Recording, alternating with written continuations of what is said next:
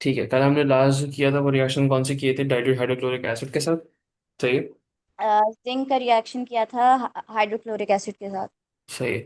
Zinc का किया था हाइड्रोक्लोरिक एसिड के साथ। हमने उसके लिए वर्ड क्या यूज किया था कि जिंक रिएक्ट करता है मॉडरेटली। मॉडरेटली, ठीक है। और आयरन कैसे रिएक्ट करता है, आयरन रिएक्ट करता है स्लोली विद हाइड्रोक्लोरिक एसिड। ठीक है, तो ये सारे आपके रिएक्शंस किसके साथ हो गए। मेटल्स में हमने किसके साथ पढ़ लिए, एक हमने हाइड्रोक्लोरिक एसिड के साथ पढ़ लिया, और इससे पहले हमने किसके साथ पढ़े थे, इससे पहले हमने पढ़े थे स्टीम एंड कोल्ड वाटर के साथ। स्टीम एंड कोल्ड वाटर के साथ। अच्छा, अब एक चीज होती है, मेटल ऑक्साइड होते हैं। मेटल ऑक्साइड्स पता है क्या होता है। मेटल ऑक्साइड पता है।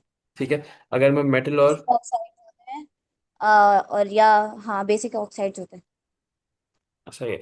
अच्छा, मेटल को अगर मैं रिएक्ट करा दूंगा, ऑक्साइड कब बनता है, जब मैं मेटल को रिएक्ट कराऊंगा स्टीम के साथ। ठीक है, तो मेटल को अगर मैं स्टीम के साथ रिएक्ट कराऊंगा तो क्या बन जाएगा, मेटल ऑक्साइड। और अगर मैं कोल्ड वाटर से रिएक्ट करवाऊंगा तो क्या बनेगा, हाइड्रो ऑक्साइड।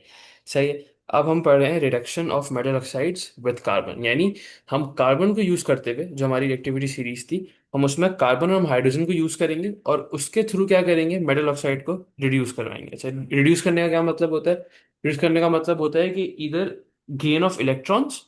ठीक है, पता है ना क्या मतलब होता है या नहीं पता, रिडक्शन। ऑक्सीडेशन और रिडक्शन जो होती है। हाँ, रिडक्शन क्या होती है, रिडक्शन गेन ऑफ इलेक्ट्रॉन्स होते हैं। Gain of electrons.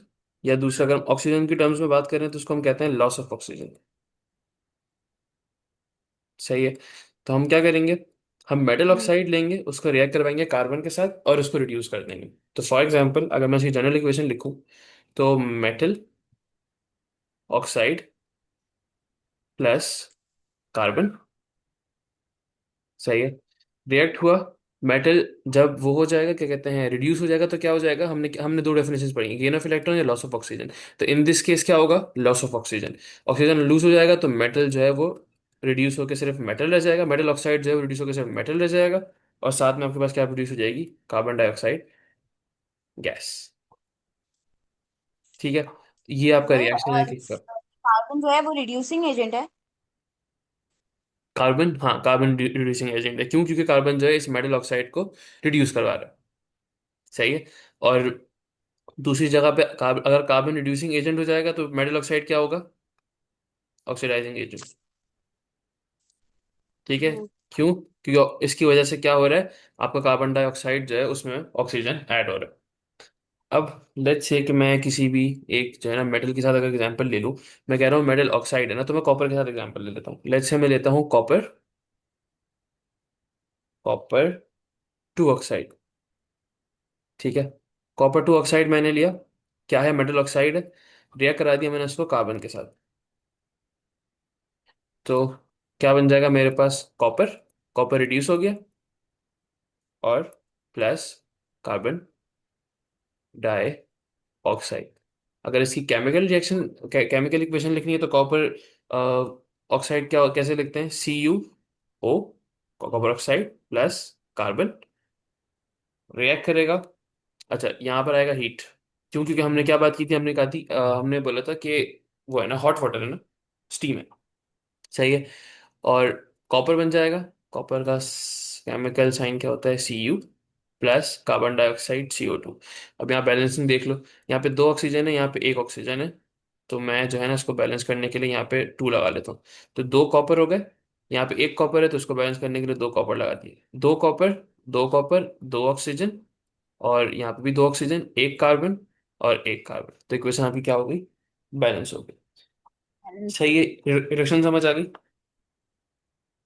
हम्म सही है। अच्छा, अब रिएक्टिविटी सीरीज में फॉर एग्जांपल हमारे पास कार्बन कहाँ पर आता है, अगर मैं रिएक्टिविटी सीरीज ऊपर लेके जाऊं तो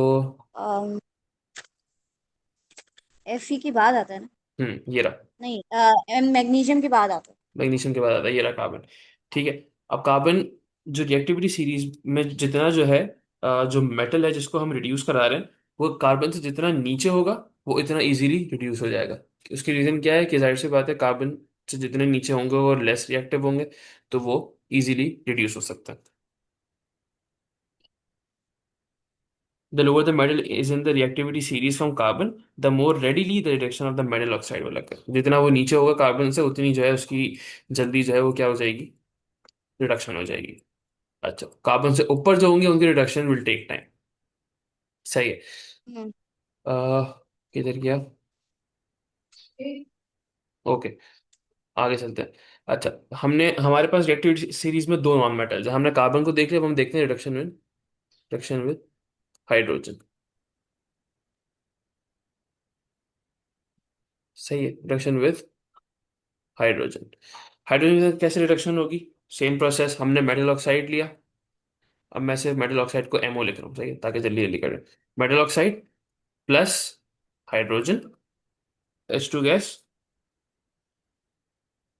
क्या बन जाएगा? Metal plus steam. सही है।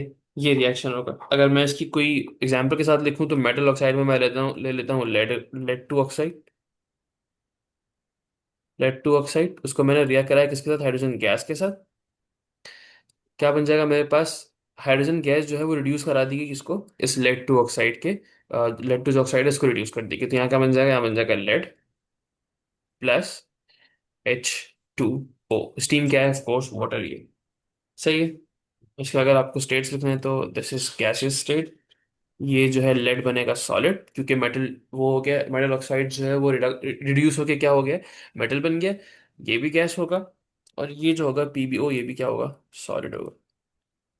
ठीक है, दोनों चीजें समझ आ गई। लेकिन एक चीज वो है, लेड ना हम्म। ज्यादा रिएक्टिव है हाइड्रोजन से, तो तब भी लेड ऐसे ही ज्यादा, होगा। हाँ, लेड वाले ज्यादा रिएक्टिव है, तब भी जो है वो इसका रिएक्शन ऐसे ही होगा। यहाँ कहाँ है रिएक्टिविटी सीरीज? एक मिनट देखना दो मुझे। इसका एक पॉइंट तो शायद मैं भूल गया हूँ, ये मैंने लिखा नहीं होगा। ये देखो, यहाँ पे, लेट मी, एक मिनट, एक पॉइंट था जिससे जो है ना ये वाली बात क्लियर हो जाएगी। हाँ, ठीक है। अब इस रिएक्टिविटी सीरीज में ना, उसको जरा एक बार तमीज से वापस यहाँ पे लिख लेता हूँ, बल्कि मैं नीचे लिख लेता हूँ जहाँ पर हम हैं ना। नीचे आ जाए, नीचे नीचे नीचे। ठीक है, यहाँ मैं लिख रहा हूँ रिएक्टिविटी सीरीज वापस। सबसे ऊपर क्या है? पोटेशियम। फिर क्या है? Sodium, Na। फिर calcium, magnesium, magnesium, carbon, carbon. Zinc, फिर आयरन, लेड,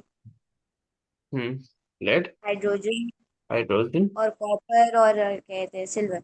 कॉपर और सिल्वर। ठीक है। अब देखो, मेरे पास कौन से दो नॉन मेटल्स हैं? एक कार्बन है, एक हाइड्रोजन है। हाइड्रोजन। हमने क्या बात की? हमने बात की कि हम रिडक्शन करवा रहे हैं। सही है। अब हमें ये याद रखना है कि रिडक्शन में, जैसे हमने कार्बन के लिए पॉइंट यूज किया था कि कार्बन के जितने नीचे एलिमेंट्स हैं, अगर तो कोई भी एलिमेंट वो है जो कार्बन से नीचे है, वो क्या हो जाएगा? बहुत इजीली, रेडिली जो है वो क्या हो जाएगा? रिड्यूस हो जाएगा। हाइड्रोजन, आपने याद ही रखना है कि कार्बन अपने से नीचे वाले जितने एलिमेंट्स है उसको बड़े इजीली रिड्यूस कर लेगा। और हाइड्रोजन जो है वो रिड्यूस करेगा कहाँ से? वो आयरन और यहाँ से लेकर रिड्यूस करेगा। ठीक है, मतलब वो अपने से, हाइड्रोजन अपने से दो ऊपर दो एलिमेंट्स को भी रिड्यूस कर सकता है। कार्बन अपने से सारे नीचे नीचे वालों को रिड्यूस करेगा। हाइड्रोजन जो है वो Fe और Pb को भी कर सकता है, और फिर अपने नीचे कार्बन, ओ सॉरी, कॉपर और सिल्वर को भी कर सकता है। ठीक है। सही है। ठीक हो गया। ये हमारा क्या हो गई? हमारा रिडक्शन हो गई विद हाइड्रोजन, और रिडक्शन हो गई किसके साथ? With carbon. अच्छा, अब अच्छा, ये चीज तो पता है ना कि जितना रिएक्टिव मेटल होगा उसकी जो टेंडेंसी है इलेक्ट्रॉन्स लूज करने की वो सबसे ज्यादा होगी। हम्म। ठीक है। फॉर एग्जाम्पल, अगर सोडियम है तो सोडियम एक इलेक्ट्रॉन लूज करता है, रेडिली लूज करेगा, बहुत इजीली लूज करेगा। मैग्नीशियम दो इलेक्ट्रॉन्स बहुत इजीली लूज कर देता है। यही रीजन होता है कि जब हम बात करते हैं ना कि, जो हमने पहले भी पढ़ा था कि वायलेंट रिएक्शन है या एक्सप्लोसिव रिएक्शन है, उसका रीजन यही होता है कि जो टॉप ऑफ द लाइन जो आपके मेटल्स हैं वो बहुत ज्यादा रिएक्टिव है, वो बहुत इजीली इलेक्ट्रॉन्स लूज कर सकते हैं। इसीलिए दे आर, जो उनके जो रिएक्शंस होते हैं कोल्ड वाटर स्टीम के साथ, वो वायलेंट या वो एक्सप्लोसिव होते हैं। ठीक है, तो ये हो गया हमारा कौन सा? ये हमारे जो है वो, जो आपके मेन रिएक्शंस थे वो हो गए। अब हमारे आएंगे डिस्प्लेसमेंट रिएक्शंस। अच्छा, इसके अब इसका भी बहुत बड़ा टेबल है। Displacement reaction. डिस्प्लेसमेंट से क्या समझ आ रहा कि एक चीज कहीं मतलब जा रही है। है? फॉर एग्जाम्पल, मैं एक ही रिएक्शन के अंदर जो है ना, दो डिफरेंट उसको ले लेता हूँ, कंपाउंड्स को, क्या कंपाउंड्स कह लेता हूँ, दो डिफरेंट कंपाउंड्स को ले लेता हूँ। और उसमें जो ज़्यादा रिएक्टिव कंपाउंड होगा ना, वो लेस रिएक्टिव वाले कंपाउंड को क्या कर देगा, डिस्प्लेस कर देगा, यानी उसको उड़ा देगा, खत्म कर देगा। ठीक है। अब मोर जो है अच्छी डेफिनेशन इसकी क्या है, कि a more reactive metal can displace a less reactive metal from its salt solution. Salt solution का मतलब है कि कोई भी मेटल ऐसा हमारे पास होगा कि उसका वो हाँ, ये सॉल्ट जो का हमने सोल्यूशन है। पीछे जो वो किया था कि हम कोई सभी अगर हमें चाहिए हो मेटल तो हम उसको ज्यादा रिएक्टिव मेटल्स के साथ वो कर देते हैं, हम्म। रिएक्शन करा देते हैं उसका। यस, उसको हम डिस्प्लेस करा देते हैं। सही है। सही है। अब डिस्प्लेसमेंट में भी पर्टिकुलरली हम क्या लेते हैं, किसी भी जो आपके पास वो है ना मेटल है, उसका हम क्या लेते हैं, सॉल्ट सोल्यूशन लेते हैं। सॉल्ट सोल्यूशन का क्या मतलब है कि हम फॉर एग्जांपल जैसे NaCl है, हम सॉल्ट से डिस्प्लेस कर रहे हैं। हम जिस फॉर एग्जांपल जो जो रिएक्शन है उसके अंदर एक सॉल्ट सोल्यूशन है, यानी एक मेटल का सॉल्ट है हमारे पास, और दूसरी चीज हमारे पास क्या है, दूसरी चीज हमारे पास कोई दूसरा मेटल होगा जिससे हमने उसको वो कराना है, डिस्प्लेस कराना है। फॉर एग्जांपल मेरे पास लेट्स से होता है, एक मेरे पास रिएक्शन है आयरन, यानी Fe plus copper sulphate, react करेगा। अब देखो मुझे बताओ, यहाँ पे मैंने एक चीज क्या ली है, एक सॉल्ट सोल्यूशन ले लिया, ये वो सॉल्ट सोल्यूशन है, और दूसरी जगह मैंने क्या लिया, दूसरी जगह मैंने मेटल ले लिया। अब can this iron displace this copper to sulphate? Hmm. कर सकता है, देखो ऊपर से। हम्म। यस कर सकता है, क्यों? क्योंकि कॉपर नीचे है, लेस रिएक्टिव है, आयरन मोर रिएक्टिव है, तो a more reactive metal can displace a less reactive metal from its salt solution. तो क्या बन जाएगा? अब सिंपल आइडिया क्या है, कि ये कॉपर हट जाएगा, मतलब जो हमारा प्रोडक्ट बनेगा उसमें उसमें से ये कॉपर अलग हो जाएगा, Fe और सॉल्ट सल्फेट साथ आ जाएंगे, FeSO4 प्लस कॉपर डिस्प्लेस हो गया। सही है। जो अगर है इसका वो डेफिनेशन में बताई थी, a more reactive metal can displace a a less less reactive metal. Metal from its salt solution, देखो सॉल्ट सॉल्यूशन होना चाहिए। हम्म। डिस्प्लेस एक ठीक सेकेंड। है। अब इसके अगर आपको वो लिखने स्टेट्स लिखने हैं, तो कॉपर है इन अ सॉलिड स्टेट है, ये एक्वस स्टेट में होगा। सही है। कॉपर टू सल्फेट भी is in an aqueous state, और आयरन जो है वो सॉलिड होगा।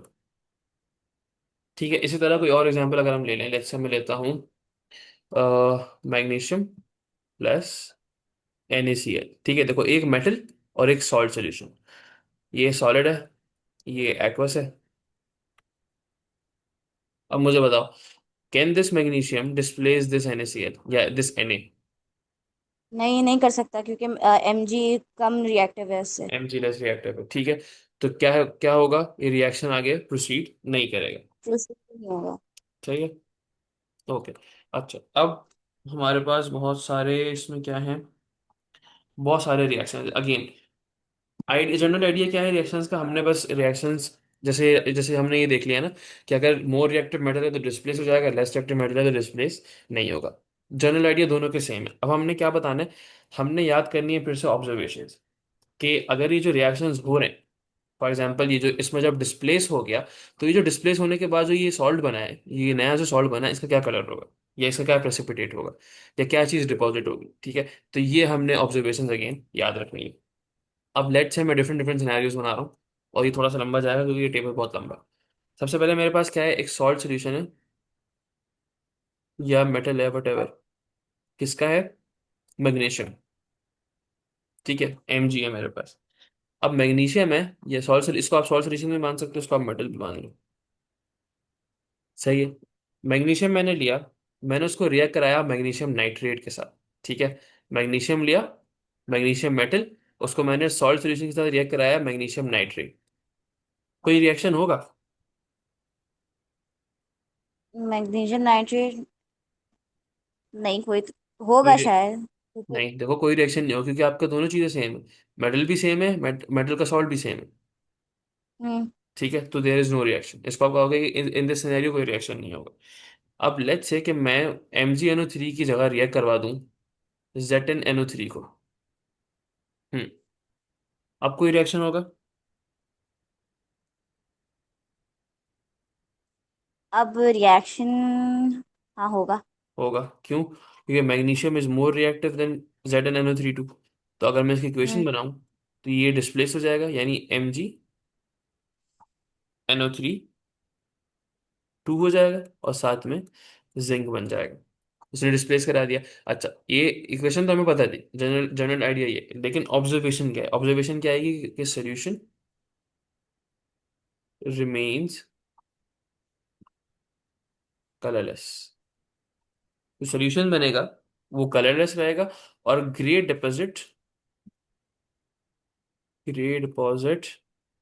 Of zinc will be formed will be formed on magnesium. अब देखो ये ग्रे डिपॉजिट क्यों बन रहा है? ये ग्रे डिपॉजिट मैग्नीशियम का इसलिए बन रहा है, डिपॉजिट का मतलब क्या है, ये सॉलिड बन रहा है। ये इसलिए बन रहा है क्योंकि यहाँ पे देखो आपका जिंक क्या हो गया था, डिस्प्लेस हो गया था। ठीक है, तो जो मैग्नीशियम नाइट्रेट का सोल्यूशन है उसके ऊपर आपको क्या नजर आएगा? जिंक का डिपॉजिट नजर आएगा, और सोल्यूशन रिमेन्स कलरलेस। ठीक है, अब इसी के अंदर क्या होता जाएगा? मैं मैग्नीशियम, मैंने मेटल लिया, अब मैं उसको डिफरेंट डिफरेंट जो है ना चीज़ों से रिएक्ट करवाता रहूंगा। अब मैं लेट्स से मैं कॉपर से रिएक्ट करवाता हूँ।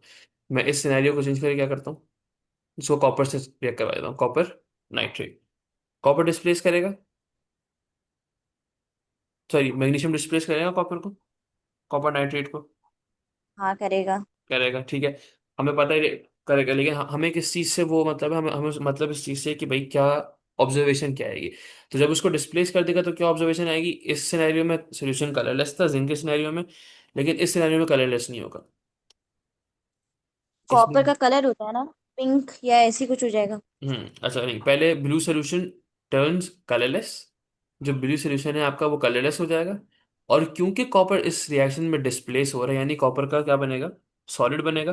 तो आपको red brown deposit, red brown होता है कॉपर का कलर, रेड ब्राउन डिपॉजिट जो है आपको वो नजर आएगा कॉपर का, किसके ऊपर? मैं इस क्या कहते हैं, मैग्नीशियम नाइट्रेट के ऊपर। ठीक है, red deposit of copper over magnesium nitrate. ठीक है, अब लेड से कि मैंने कॉपर से करा लिया, अब मैं कॉपर के अलावा किससे कराता हूँ? लेड से करा लेता हूँ। मैं मैग्नीशियम को लेड से रिएक्ट करवाऊंगा, लेड नाइट्रेट से करवाऊंगा, तो मैग्नीशियम फिर अगेन वापस रिप्लेस कर देगा उसको, क्योंकि magnesium is a more reactive metal. ठीक है, अगेन हमने क्या देखना है कि हमारा ऑब्जर्वेशन क्या आएगी, तो आपकी जो सोल्यूशन है वो क्या हो जाएगा? Remains colourless, solution remains colourless. और दूसरी आपकी क्या आएगी कि जो भी, अब देखो सेम आइडिया है, अगर तो जिस चीज से आप रिएक्ट करवा रही हो वो डिस्प्लेस हो रहा है, यानी उस जो उसका मेटल बन रहा है, तो डेफिनेटली उस मेटल का आपको डिपॉजिट नजर आएगा। ठीक है, ये आइडिया याद रखना, अगर डिस्प्लेस हो रहा है तो उसका डिपॉजिट आपको नजर आएगा। तो आपने याद रखना कि भाई कॉपर का रेड ब्राउन होता है तो उसका डिपॉजिट आ जाएगा। अगर डिस्प्लेस हो रहा है ऊपर, जैसे जिंक का डिस्प्लेस हो रहा है, तो जिंक का डिपॉजिट कैसा था? ग्रे कलर का था। और यहाँ पे क्योंकि क्या डिस्प्लेस हो रहा है, यहाँ पे आपका लेड डिस्प्लेस हो रहा है, तो रेड लेड का कलर भी क्या होता है? ग्रे होता है। तो आपको ग्रे डिपॉजिट नजर आएगा किसके ऊपर? मैग्नीशियम नाइट्रेट के ऊपर। ठीक है, एक और है आयरन 2 नाइट्रेट। ठीक है, आयरन, हाँ 2 नाइट्रेट ये। आयरन 2 नाइट्रेट को भी अगर मैं लेता हूँ मैग्नीशियम के साथ रिएक्ट कराता हूँ, तो मैग्नीशियम उसको भी डिस्प्लेस कर देगा, क्योंकि मैग्नीशियम उससे भी ज्यादा रिएक्टिव है।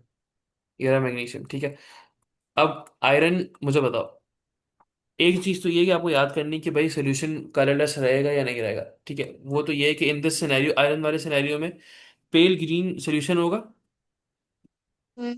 और वो पेल ग्रीन सोल्यूशन हो जाएगा कलरलेस, टर्न्स कलरलेस। अब मुझे बताओ कि अगर आयरन डिस्प्लेस हो गया है तो आयरन का मेटल बनेगा, राइट? हम्म। तो उसका डिपॉजिट भी आना चाहिए। ग्रीन आना चाहिए। नहीं, ग्रीन नहीं, आयरन का ग्रे होता है। ग्रे। हाँ, आयरन का भी ग्रे होता है। मैं कलर्स जो है ना बुक वाले यूज कर रहा हूँ, ताकि ऐसा ना हो कि, क्योंकि वो ये उसके अकॉर्डिंग है ना, थोड़ा आगे पीछे होते हैं कहीं कहीं जगह जो है ना ग्रीन, और इवन कॉपर में भी जो है ना वो पिंकिश कलर यूज कर लेते हैं। तो अब वो डिपेंड करता है। सही है, ठीक है। सही है। अच्छा, अब ये डिस्प्लेसमेंट का आइडिया समझ आ गया।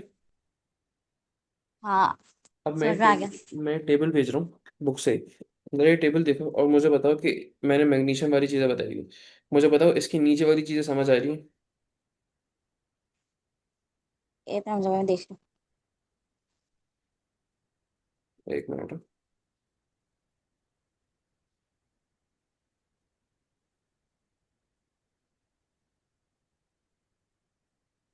देखो मैंने जो भी एक्सप्लेन की थी ना, वो ऊपर टॉप वाली जो लाइन थी मैग्नीशियम की, वो एक्सप्लेन की थी। अब नीचे जिंक वाली लाइन देखो, उसमें देखो नो चेंजेस ऑब्जर्व, फिर ब्लैंक है, फिर ब्लू सेशन टर्न्स कलरलेस। मुझे बताओ ये ये समझ आ रहा है कि ऐसा क्यों हो रहा है? फर्स्ट वाले में मैग्नीशियम नाइट्रेट में कोई चेंज ऑब्जर्व क्यों नहीं हो रहा? मैग्नीशियम नाइट्रेट में इसलिए क्योंकि मैग्नीशियम दोनों सेम ही है, तरह की रिएक्शन है, तो कोई रिएक्शन प्रोसीड नहीं होगा। नहीं, मैं सेकंड वाली की बात कर रहा हूँ, जिंक। जिंक जिंक वाला कॉलम देखो। जिंक वाला, हम्म। No changes observe. क्यों कोई चेंज ओके ऑब्जर्व नहीं हो रहा? जिंक है, क्या बोले हमसे भैया, आपकी आवाज चली गई। मैं कह रहा हूँ कि कोई कोई चेंज ऑब्जर्व क्यों नहीं हो रहा? ओके, पूरा वो बन रहा है, सॉलिड बन रहा है इस वजह से, या क्या? नहीं देखो, इस चीज को समझो। मेरे पास जिंक लिखा हुआ है, टेबल में जिंक है, और ऊपर क्या लिखा हुआ है? हम्म मैग्नीशियम नाइट्रेट। ठीक है, तो यानी मैं जिंक को रिएक्ट करवा रहा हूँ मैग्नीशियम नाइट्रेट के साथ। अब मुझे बताओ, जिंक मेरा मेटल है, ये मेरा क्या है? सॉल्ट सॉल्यूशन है। क्या जिंक मैग्नीशियम को रिप्लेस कर सकता है, डिस्प्लेस कर सकता है? कर सकता है। कर सकता है। मैग्नीशियम ऊपर आता है रिएक्टिविटी सीरीज में, जिंक नीचे आता है। अच्छा, नहीं नहीं, हाँ, नहीं कर सकता, नहीं कर सकता। नहीं कर सकता, ठीक है, इसीलिए यहाँ पे क्या लिखा हुआ है? No changes observe. अगर डिस्प्लेस नहीं कर सकता तो जाहिर सी बात है क्या आएगा? No changes observe. आगे जाओ। अब जिंक को और जिंक नाइट्रेट को देखो। क्या कहते ना, कहते हैं ये कॉपर वाला। नहीं, कॉपर वाले नहीं, जिंक देखो। इसको मैं रीड करना बताता हूँ। लेफ्ट पे देखो, magnesium, zinc, copper, lead, iron, सारी एलिमेंट्स लिखे हुए। और राइट पे उन्होंने बताया है कि मैग्नीशियम को मैंने पहले मैग्नीशियम नाइट्रेट से रिएक्ट कराया, फिर मैंने जिंक नाइट्रेट से रिएक्ट कराया, फिर मैंने कॉपर नाइट्रेट से रिएक्ट कराया, फिर मैंने लेड नाइट्रेट से रिएक्ट कराया, फिर मैंने आयरन नाइट्रेट से रिएक्ट कराया। तो ये सारे रिएक्शंस लिखे हुए नाइट्रेट्स के साथ। हम्म ठीक है। सही है, समझ में आ गया। अब जिंक को देखो, और जिंक का जो सेकंड वाला रिएक्शन है वो मुझे बताओ, कि जिंक जिंक नाइट्रेट। 9। हाँ। इसका ये कॉलम एम्प्टी क्यों छोड़ा हुआ है इन्होंने? ये तो इसलिए ना, क्योंकि वो रिएक्ट होगा ही नहीं, क्योंकि दोनों रिएक्टिविटी सीरीज में सेम आते हैं, इस वजह से। दोनों चीजें सेम है, सॉल्ट सोल्यूशन और मेटल दोनों चीजें सेम। ठीक है। अच्छा, अगला देखो, अगला क्या है? कॉपर 298 वो वाला। कॉपर नहीं, जिंक की लाइन में देखो ना, पहले जिंक तो कंप्लीट करो। हाँ, तो वही ना, कॉपर 298 वाला। जिंक का रिएक्शन करा रहे हैं हाँ। कॉपर 298 से। यस। तो हमारे पास जो है, कहते हैं, निकल के आएगा, हाँ आ जाएगा। होगा डिस्प्लेस। हाँ, कॉपर डिस्प्लेस हो जाएगा। कॉपर डिस्प्लेस हो जाएगा, मुझे, हाँ मैं भी भूल जाता हूँ कभी कभी। हाँ, कॉपर डिस्प्लेस हो जाएगा, क्यों? क्योंकि कॉपर जो है वो लेस रिएक्टिव है लेस किससे? रिएक्टिव है जिंक से। ठीक है। अब देखो रिएक्शन आपको पता है, ये जो ये लिखा हुआ है ना, blue solution turns colourless, red brown deposit form. तो ये जो ब्लू सोल्यूशन टर्न कलरलेस है और सोल्यूशन रिमेन्स कलरलेस है, ये चीज़ आपको याद करनी पड़ेगी। बाकी जो कलर्स हैं वो मोस्टली कॉपर के लिए पता है हमें, हमेशा पता है कि रेड ब्राउन ही होता है या पिंकिश हो जाएगा। लेड के लिए ग्रे होगा, और आयरन के लिए भी क्या होगा? आयरन के लिए भी मोस्टली ग्रे होगा। ठीक है। सिर्फ याद क्या करना है, इक्वेशन का जनरल आइडिया पता है कि लेस रिएक्टिव है तो डिस्प्लेस नहीं होगा, मोर रिएक्टिव है तो डिस्प्लेस होगा। सिर्फ याद करना है कि सोल्यूशन कलरलेस होता है, ब्लू होता है, कलरलेस रिमेन्स कलरलेस होता है, ये सारी चीजें बस याद करनी पड़ेंगी। ठीक है। अब कॉपर वाली लाइन में आ जाओ।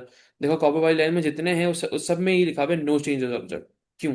हाँ, क्योंकि कहते हैं कॉपर सबसे लीस्ट रिएक्टिव है। लीस्ट वो रिएक्टिव है। करेगा नहीं, ठीक सिवाय है। सिल्वर के, अगर सिल्वर का आ गया तो।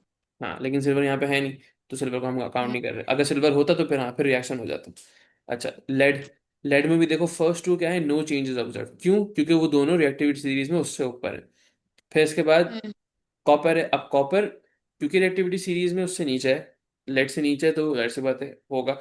और देखो सब में देखो, ये जब भी कॉपर के साथ रिएक्ट हो रहा है तो red brown deposit, red brown deposit, red brown deposit. तो डिपॉजिट में रेड ब्राउन ही बनना है। सिर्फ याद क्या करना है कि ये सोल्यूशन जो है वो क्या कलर चेंज कर रहा है, और वो भी देखो इसमें सेम ही है, ब्लू सोल्यूशन टर्न्स कलरलेस।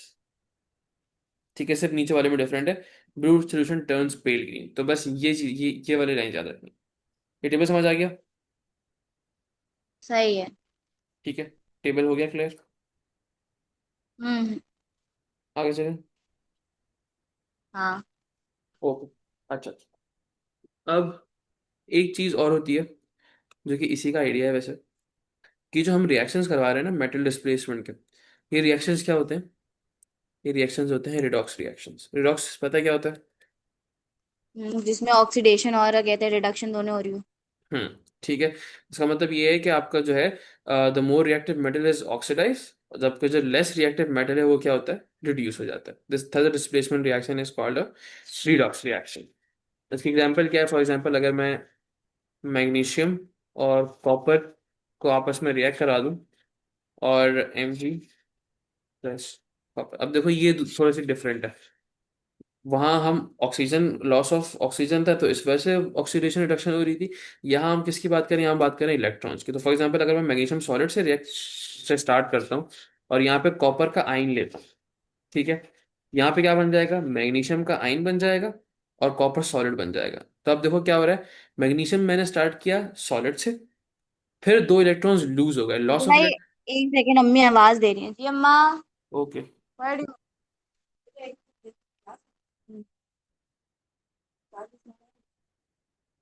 यहाँ से बैठ के कैसे दिखाऊं? तो कहा आ रही हूँ मुझे। ये हमजा भाई बोले, एक मिनट हमजा भाई मैं आ रही हूँ, मैं पता नहीं कुछ बोल रही है। सही है। हमजा भाई, हाँ हाँ, सही सही। एक सेकंड साथ।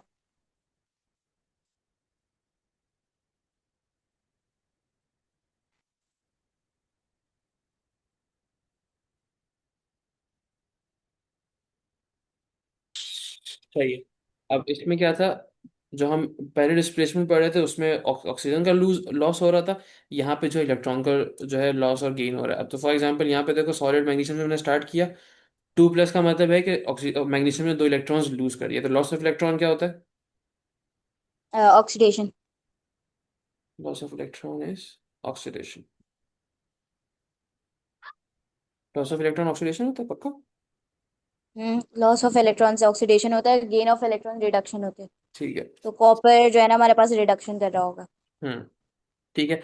कॉपर के 2+ आयन थे, यानी 2 इलेक्ट्रॉन्स लूज हुए हुए थे, और यहाँ पे जब वो सॉलिड बन गया तो यानी 2 इलेक्ट्रॉन्स गेन हो गए, तो कॉपर क्या हो गया, रिड्यूस हो गया। ठीक है, सो दिस इसमें इज। हम भाई कहते हैं रिड्यूसिंग और ऑक्सीडेशन एजेंट कौन सा होगा? रिड्यूसिंग एजेंट हमारे पास कॉपर होगा। सोचो, देखो जो चीज खुद रिड्यूस हो रही है वो क्या होगी? वो, वो है मतलब रिड्यूसिंग एजेंट होगा वो। एक minute.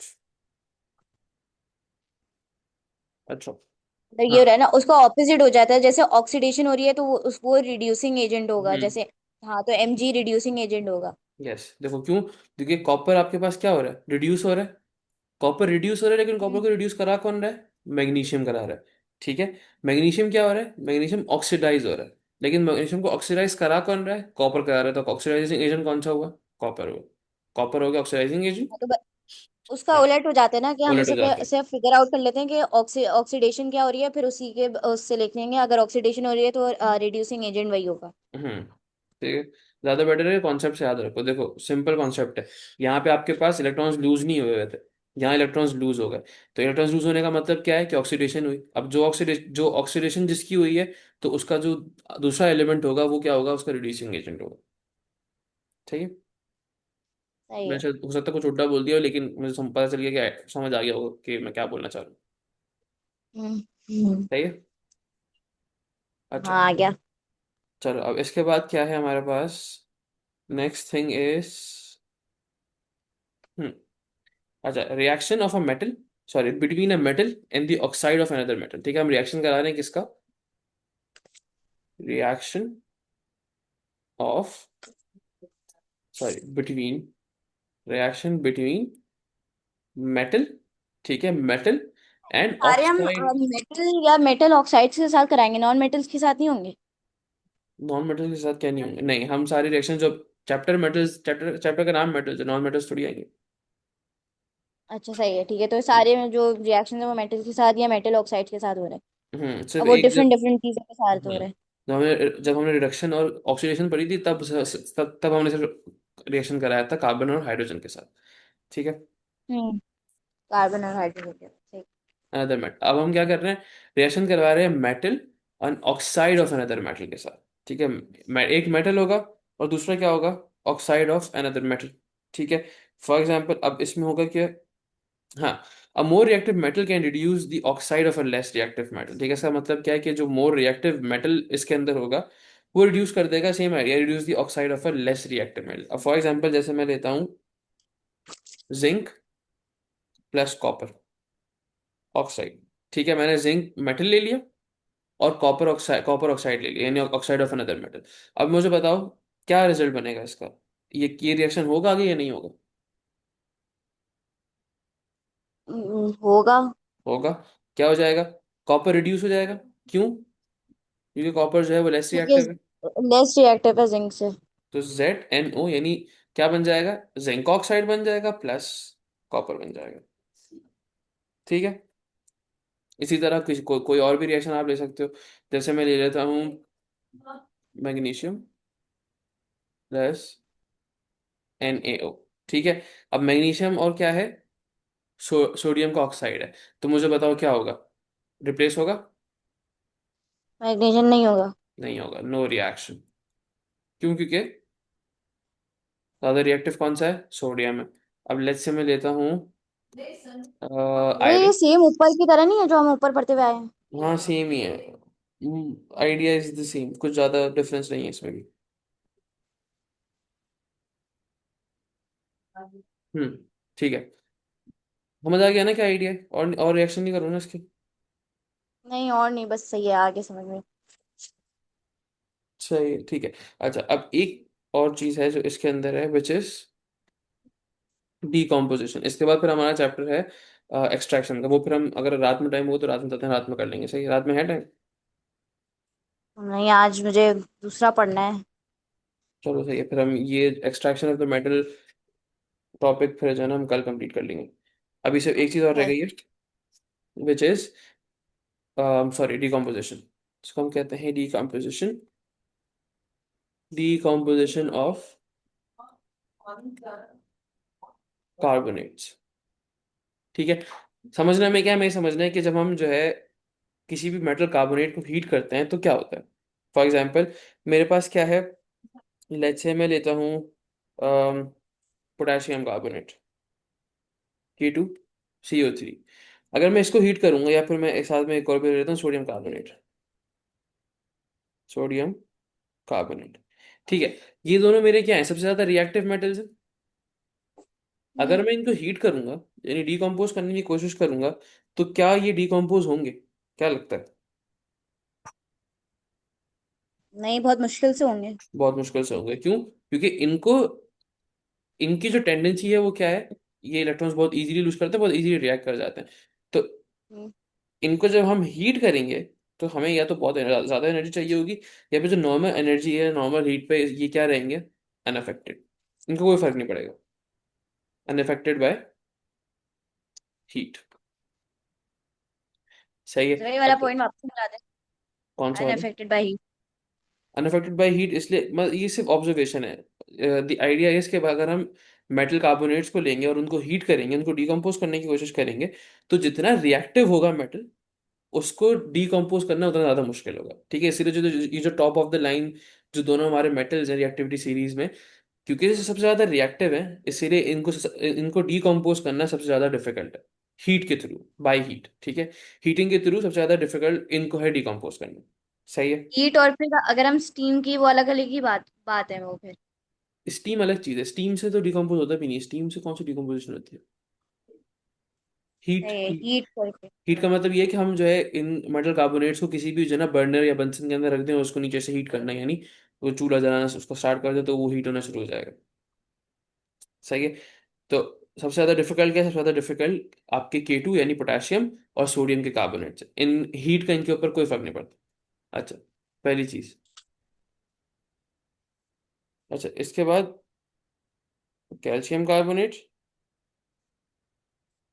MgCO3, ZnCO3, FeCO3, PbCO3 and CuCO3।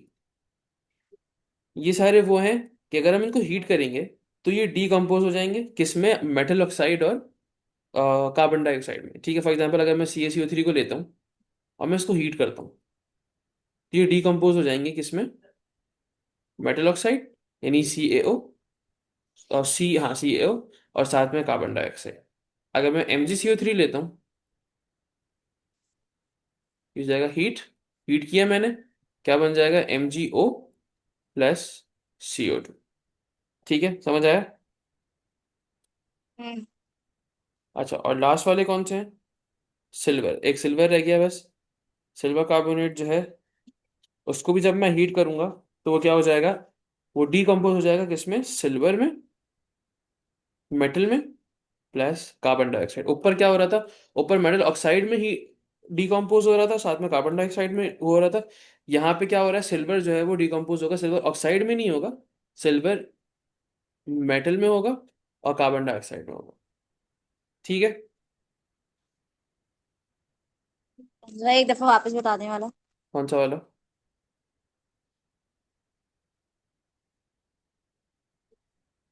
कौन सा वाला, ये वाला, ये क्या कहते हैं पूरा टेबल, ये वाला।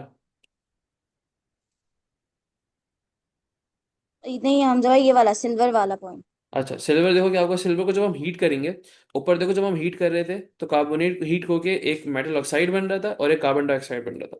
जब हम सिल्वर को हीट करेंगे तो सिल्वर मेटल ऑक्साइड नहीं बनेगा, सिल्वर सिर्फ मेटल बनेगा। यानी सिल्वर कार्बोनेट को मैंने लिया, Ag2CO3, इसको जब मैंने हीट किया है तो मेरे पास क्या बनेगा, सिल्वर मेटल बन जाएगा, ऑक्साइड नहीं बनेगा, सिल्वर मेटल बन जाएगा, प्लस कार्बन डाइऑक्साइड। ठीक है। सही है, समझ में आ गया। सही। ठीक है, चलो फिर हम उसको जो है ना यहीं पे इसको वो करते हैं, आगे से फिर हम स्टार्ट करेंगे, कल इसको स्टार्ट करते हैं, एक्सट्रैक्शन ऑफ मेटल्स है, फिर इसके पास करते हैं। एक्सट्रैक्शन ऑफ मेटल्स बड़ा है या छोटा है? छोटा सा है। सही है, मैं फिर कहते हैं ये वाली चीज याद कर लूंगी, फिर आप क्या मतलब उसके पास पेपर्स फिर याद कर लेंगे। और मुझे फिर अगला चैप्टर बता दो कौन सा करना है। जरा ये रिवर्सिबल रिएक्शन, ये जो छोटे चैप्टर्स है ना मुझे थोड़ा बेसिक्स का वो है, बाकी ये वाले बड़े वाले चैप्टर्स मुझे फिर भी आते हैं, जैसे ऑर्गेनिक वगैरह ऐसे सॉल्ट एंड बेसिक्स। तो फिर नेक्स्ट कौन सा है, बताओ। कहते हैं रिवर्सिबल रिएक्शन और पीरियोडिक टेबल।